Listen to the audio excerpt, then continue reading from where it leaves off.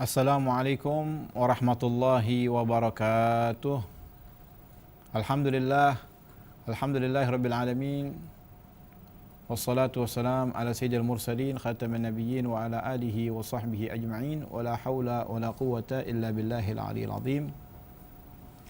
Pemirsa TV Nabawi yang dirahmati oleh Allah Subhanahu wa taala.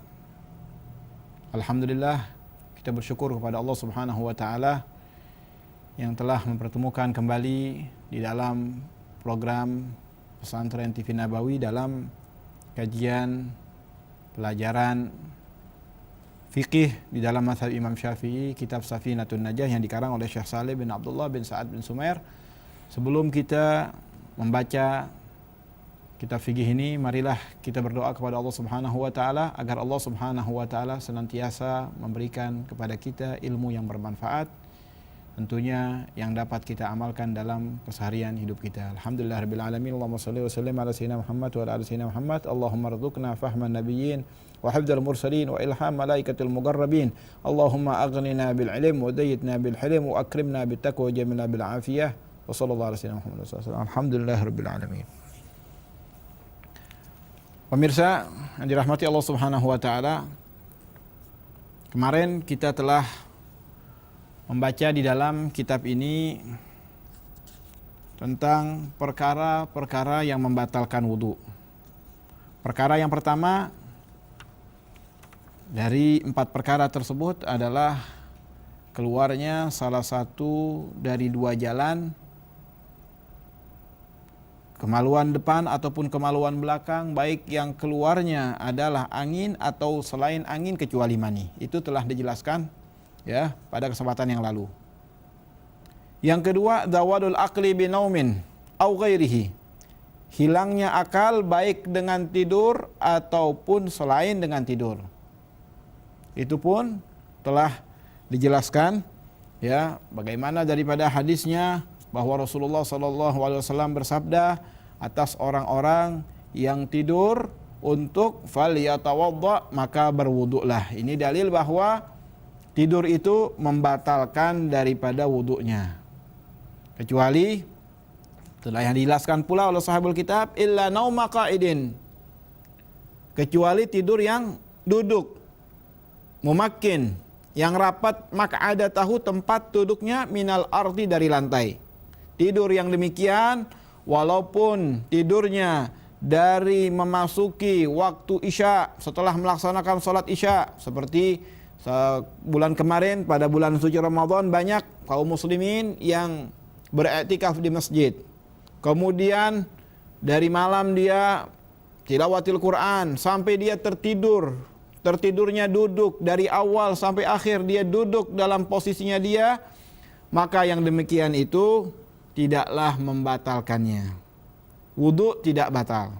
Masuk waktu subuh, kebetulan tatkala masuk waktu subuh, posisinya dia masih dalam keadaan duduk. Dia melihat tempat wudu sangat penuh daripada manusia. Tidaklah diwajibkan padanya untuk berwudu karena wudunya tidak batal. Karena diriwayatkan sebagaimana pada kesempatan yang lalu Rasulullah SAW menegaskan, apabila tidurnya itu adalah tidurnya yang muttaji'an. Tidurnya yang muttaji', yang berbaring.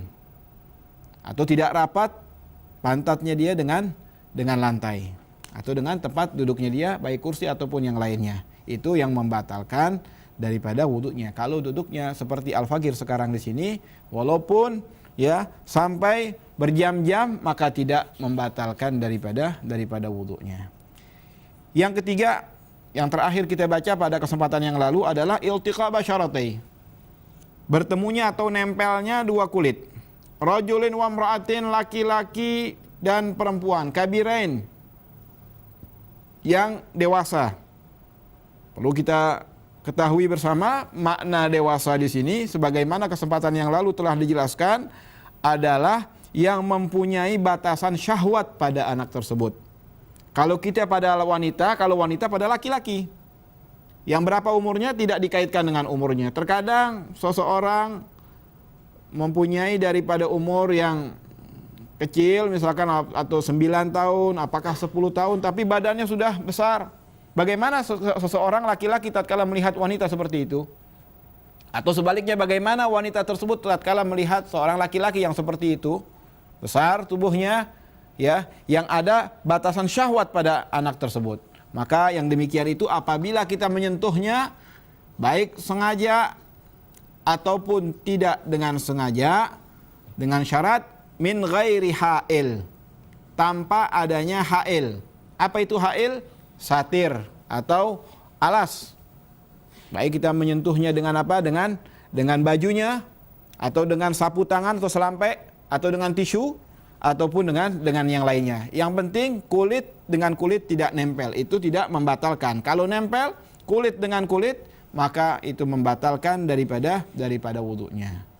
Ajnabiyan, yang ajnabi. Siapa itu selain daripada ajnabi? Ajnabi, lawan daripada ajnabi adalah muhrim atau mahram kita. Sebagaimana disebutkan di dalam surat An-Nisa ayat 23 yang berbunyi a'udzubillahi minasyaitonirrajim. Hurrimat alaikum ummahatukum wa banatukum wa akhwatukum wa ammatukum wa khalatukum wa banatul akh wa banatul ukhud. Diharamkan atas kalian. Maksudnya diharamkan di sini ini adalah muhrim yang diharamkan untuk kita nikahkan. Siapa itu? Mereka adalah ada 7 golongan. Yang pertama ummahatukum, ibu-ibu kalian. Ibu kalian adalah muhrim kalian, diharamkan kita untuk menikahkan ibu kita atau ibunya ibu kita dan seterusnya sampai ke atas. Itu yang pertama. Ada 7 muhrim dengan nasab. Kemudian hurrimat alaikum ummahatukum wa banatukum, dan anak perempuan kalian. Karena ini khitab Rasulullah SAW yang hampir kebanyakan berdakwah pada sahabat-sahabat. Dalam arti laki-laki dari sahabat, wanita ya kebanyakan mereka di rumah. Maka khitabnya di sini Allah Subhanahu wa taala mengkhitab kepada laki-laki. Perempuan begitu juga sebaliknya. Diharamkan bagi wanita adalah ayah-ayah kalian atau putra-putra kalian dan seterusnya. Jadi kita kaitkan ini khusus pada laki-laki. Wanita bagaimana? Ya, sebaliknya. Hurrimat alaikum ummahatukum wa banatukum, dan anak perempuan kalian, wa akhwatukum, dan saudara perempuan kalian, wa ammatukum, dan bibi dari ayah kalian. Ya, saudara ayah yang perempuan itu namanya bibi.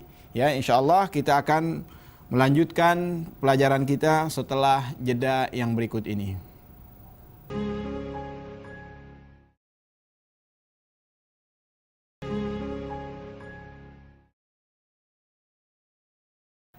Pemirsa Pesantren TV Nabawi yang dirahmati Allah Subhanahu wa taala, terima kasih Anda masih bersama kami dalam pengajian fiqih di dalam mazhab Imam Syafi'i, kitab Safinatun Najah, meneruskan daripada perkara yang ketiga yang membatalkan daripada wudu. Nempelnya 2 kulit. Ats-tsalitsu iltiqa basyaratai. Yang ketiga nempelnya 2 kulit laki-laki dan perempuan. Kabirain, yang sama-sama dewasa. Ajnabiyan, yang bukan muhrim. Yang bukan muhrim. Siapa itu muhrim? Tadi telah dijelaskan 3 golongan daripada muhrim, yaitu yang pertama ibu kalian, wa banatukum, dan anak putri-putri kalian, wa akhwatukum, dan saudara wanita kalian, wa ammatukum, dan saudara perempuan dari ayah kita, ya. Kemudian wa khalatukum, dan saudara perempuan dari ibu kita. Kalau dalam bahasa Indonesia kita manggilnya semuanya bibi. Baik dari posisi ayah kita ataupun posisi ibu kita, itu saudaranya kita memanggilnya adalah bibi. Saudara perempuan ayah kita panggil bibi, saudara perempuan dari ibu kita pun memanggilnya bibi. Ya. Nah, ini dalam bahasa Arab, karena luasnya bahasa Arab dibedakan. Ammatukum, saudara ayah. Saudara perempuan dari ayah kita. Khalatukum, dan khalah, saudara perempuan dari ibu kita. Wa banatul akh. Kemudian yang keenam wa banatul akh, dan anak perempuan dari saudara laki kita. Kita punya saudara laki. Saudara laki kita punya anak perempuan. Itu namanya dalam bahasa Arab banatul akh. Anak ya perempuan dari saudara kita. Wa banatul ukhut, dan anak perempuan dari saudara perempuan kita. Kita punya saudara perempuan, dia punya anak kebetulan perempuan. Ini dalam bahasa Indonesia keduanya namanya ponakan. Tapi terkadang dalam bahasa kita memberikan daripada bahasa kepada kita punya sepupu, dia punya anak, kita panggil ponakan juga. Kita punya sepupu, ayah kita mempunyai saudara, ya, ayah kita punya saudara. Kita dengan anak daripada saudara ayah kita atau saudara ibu kita itu sepupu namanya. Kemudian dia punya anak dari kecil bersama kita. Dia cium tangan dari kecil sampai dewasa, dia terus cium tangan kepada kita. Karena kebiasaan dia cium tangan ya pada kita dari masih kecilnya sampai dewasa pun dia cium tangan. Bahkan dengan sangat jahilnya seseorang, dia tidak mempelajari daripada ilmu agama, ya ilmu agama dia tidak mempelajarinya, tatkala anak tersebut menjadi tumbuh dewasa, ia ingin melaksanakan daripada sholatnya dalam keadaan wudu, anak daripada sepupunya itu hendak mencium tangannya. Kita tidak ada syahwat padanya karena dia adalah seperti anak kita sendiri. Karena dari kecil dengan kita. Yang demikian itu batal daripada wudunya sebagaimana telah dijelaskan di dalam surat An-Nisa ayat 23. Itulah yang dimaksud daripada ya muhrim. Itu namanya muhrim dengan nasab. Nah di sini muhrim dengan nasab. Siapa itu? Telah dijelaskan 7 golongan. Ibu dan ke atas, anak perempuan sampai ke bawah, cucu sampai buyut dan ke bawah. Kemudian bibi dari saudara ayah kita. Kemudian bibi dari saudara ibu kita. Oh maaf, yang ketiga tadi kelewat adalah akhwat, saudara perempuan kita terus. Ya, saudara perempuan kita baik seayah ataupun seibu. Nah banyak ya di antara kita kaum muslimin, seorang ayah kawin dengan seorang wanita. Kemudian ayahnya mempunyai anak dari wanita tersebut. Ayah kawin dengan seorang wanita. Bahasa kita ibu tiri. Banyak di antara kita tatkala seorang ayah menikah kemudian anak durhaka dengan ayahnya. Dia tidak mengakui daripada anak daripada ayah tersebut. Padahal dia adalah muhrim kita. Dia adalah muhrim kita. Itu yang dikatakan akhwat. Saudara perempuan kita baik seayah atau sekandung atau seayah atau seibu aja. Ibu kita menikah kemudian menghasilkan daripada anak dengan ayah yang baru atau ibu bapak tiri. Maka itu adalah muhrim kita. Ya, itu namanya akhwat. Saudara perempuan kita. Nah, ini saudara perempuan kita. Terkadang saudara perempuan kita memanggil dia adalah adik. Dalam kesehari-harian kita adik. Padahal ayahnya boleh mengasuh daripada anak tersebut. Banyak seorang ayah tidak memiliki daripada anak untuk mengadopsi anak. Sampai anak itu dewasa tidak diberitahu kepada saudara-saudaranya yang lain. Anaknya tidak mengetahui. Tanggung jawab daripada orang tua adalah harus memberitahu daripada keluarganya bahwa itu adalah bukan saudaramu. Ayah merawat anak tersebut dari masih kecil. Karena kaitannya dengan wudu nanti. Dengan ibadah yang dilaksanakan oleh orang tersebut. Bagaimana ibadah yang telah dilaksanakan. Dia melaksanakan sholat. Dia mengaji daripada Al-Quran. Itu sholatnya tidak diterima oleh Allah Subhanahu wa ta'ala. Karena tidak sesuai dengan tuntunan syariat. Tapi di sini tidak sahnya apabila dia telah mengetahui. Tatkala dia mengetahui maka tidak sah ibadahnya. Tapi kalau misalkan ayahnya terus sampai meninggal dunia tidak dikasih tahu oleh ayahnya, maka ya anak tersebut dia melaksanakan ibadah secara zahir maka sah ibadahnya. kecuali setelah anak itu diberitahu oleh orang tuanya. Bahkan orang tua diwajibkan padanya untuk memberitahu daripada anak-anaknya. Itu adalah bukan saudaramu, bukan saudara kandung. Ayah mengasuh daripada anak tersebut dari masih kecil. Maka yang demikian itu ya batal wudunya karena bukan saudara kandung atau bukan saudara seayah atau bukan saudara seibu. Atau misalkan seperti ini. Ada sebagian orang tua menikah dengan salah satu wanita yang sudah mempunyai anak atau janda. Janda tersebut mempunyai anak perempuan. Kita mempunyai orang tua laki, kemudian bertemu dengan seorang janda menikah sampai kumpul dalam satu rumah. Kumpul dalam satu rumah. Kita memanggil daripada saudara perempuan kita yang baru, adik atau kakak, dia memanggil kita sebaliknya. Itu antara anak dengan anak adalah bukan muhrim. Kita nggak ada kaitannya dengan ibu. Ibu tiri kita adalah muhrim kita yang akan dijelaskan nanti adalah itu namanya muhrim bimusaharah dengan perantara perkawinan. Jadi ini baru dijelaskan ya muhrim dengan nasab. Ya insyaallah kita akan teruskan dengan muhrim dengan rodha dengan perantara susu, air susu atau dengan yang kedua adalah muhrim dengan apa?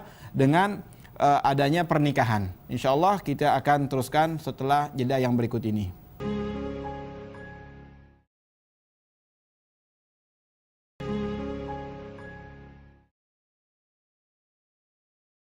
Pemirsa TV Nabawi yang dirahmati oleh Allah Subhanahu wa taala, alhamdulillah wa syukurillah, terima kasih Anda masih bersama kami di dalam kajian pelajaran fikih, yaitu perkara yang membatalkan wudu.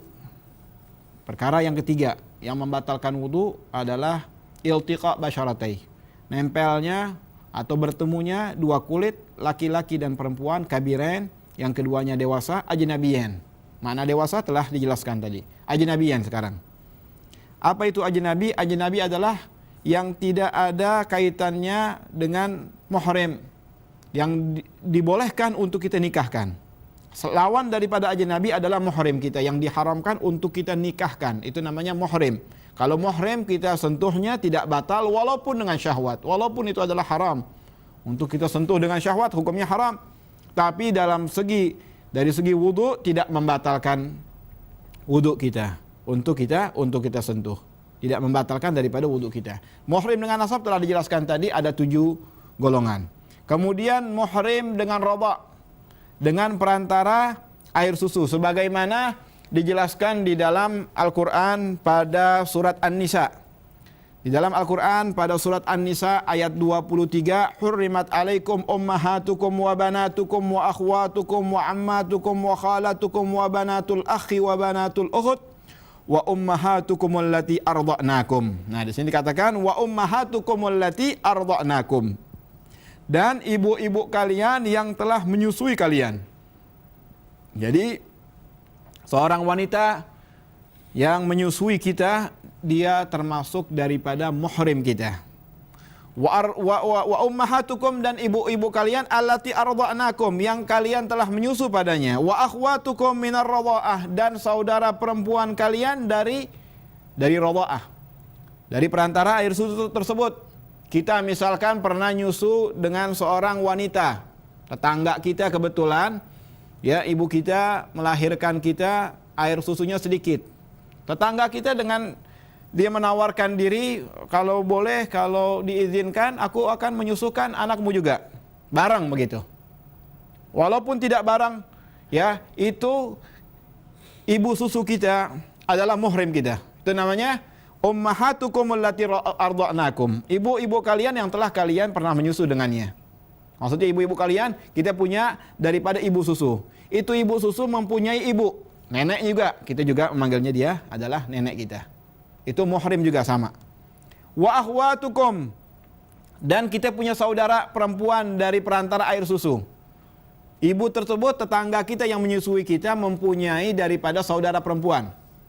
Dia punya dia punya anak perempuan. Anak perempuannya dia adalah saudara kita yang diharamkan untuk kita nikahkan. Dan masalah air wudhu begitu juga, dia termasuk adalah muhrim kita dengan perantara air susu. Dia punya saudara berapa? Misalkan itu ibu punya anak berapa? Ibu punya anak misalkan ada 3 anak perempuan. Itu muhrim kita diharamkan untuk kita menikahkannya. Dan juga di dalam masalah wudhu tidak batal kalau kita sentuh dalam keadaan kita mempunyai wudhu. Nggak batal wudhu kita. Kita boleh melaksanakan sholat. Itu ya di dalam Al-Quran hanya dijelaskan ibu dan saudara. Para ulama, para fuqaha itu mengkaitkan bukan hanya khusus pada 2 golongan tersebut, bahkan 7 golongan sebagaimana golongan muhrim ya yang dijelaskan dari awal ayat tadi, ummahatukum wa banatukum wa akhwatukum. Kalau kita memiliki daripada anak dengan perantara daripada air susu tersebut, itu juga itu anak-anak kita yang diharamkan ya pada kita untuk kita nikahkan, yang tidak batal daripada wudhu kita dan saudara-saudara. Kemudian ibu susu kita mempunyai daripada saudara perempuan, itu kita panggilnya bibi juga ya, kita memanggilnya daripada bibi. Kemudian dia memiliki, ibu tersebut memiliki daripada paman, memiliki daripada bibi, itu juga bibi kita, atau kita memanggilnya nenek dari samping ya. Begitu juga ya, wabanatul akh wabanatul ukhut. Kita memiliki daripada saudara susu laki-laki, kemudian dia memiliki anak, kita panggilnya ponakan juga. Kita memiliki saudara susu yang perempuan, dia mempunyai daripada anak perempuan, itu pun daripada saudara kita. Nah itulah jadi jumlah muhrim dengan nasab dan dengan perantara air susu atau rodha dalam bahasa Arabnya ada 14. Itu ada 14, 7 tambah 7. Siapa itu 7? Ibu, anak perempuan, saudara perempuan, bibi dari ayah kita, saudara ayah kita yang perempuan, kemudian saudara ibu kita yang perempuan, kemudian saudara ya kita yang laki-laki mempunyai anak perempuan, kemudian saudara perempuan kita mempunyai anak perempuan. Itu 7 golongan daripada muhrim dengan nasab, dan dikaitkan juga atau dikiaskan juga muhrim dengan rodha 7 perkara. Jadi 7 tambah 7 14. Tinggal 4 perkara, yaitu muhrim dengan apa? Dengan perantara pernikahan. Ya, muhrim dengan perantara pernikahan, yaitu sebagaimana diteruskan di dalam ayat ini.